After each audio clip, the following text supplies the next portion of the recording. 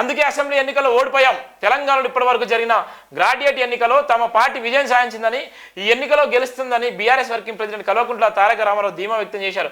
Assembly ఎన్నికల్లో తమ ఓటమికి 2 కారణాలు ఉన్నాయని, ఒకటి చేసిన పనిని చెప్పుకోలేదని, రెండోది కొన్ని వర్గాలకు దూరం చేసుకోవడంతోనే తాము ఓడిపోయామని చెప్పుకొచ్చారు. ఆదివారం బీఆర్ఎస్ విస్తృత స్థాయి కార్యకర్తల సమావేశం నిర్వహించారు. గ్రాడ్యుయేట్ ఉప ఎన్నికల ప్రచారంలో భాగంగా ఆలేరులో బీఆర్ఎస్ కేటీఆర్తో చర్చించారు.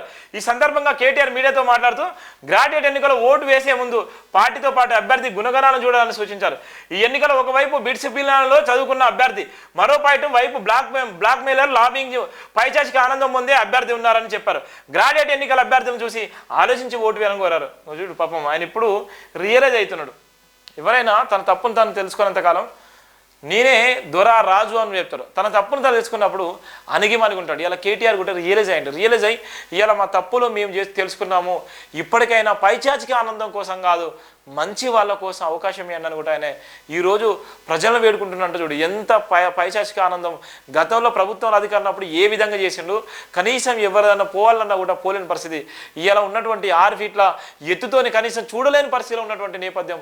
ఈరోజు ప్రజలు అనుకుంటే ఎవరినైనా పక్కన పెడతారు. ఏ ప్రజాస్వామ్యం మనకు ఇచ్చినటువంటి ఓటు హక్కు ఎంతో బలమైందో ఇలా కేటీఆర్ వాక్యాలు కూడా చూస్తున్నాం. ఎన్నో ప్రపంచాల దేశాలు కూడా కూలిపోయినాయి ఓటు ద్వారా. అందుకోసమే ఇవాళ ఎవరికి ఓటేస్తారు గ్రాడ్యుయేట్ ఎన్నికలని ఆయన స్పష్టంగా అసెంబ్లీలో ఓడిపోవడానికి గల కారణాలు కూడా ఆయన చెప్పేటువంటి నేపథ్యం మనం చూస్తున్నాం.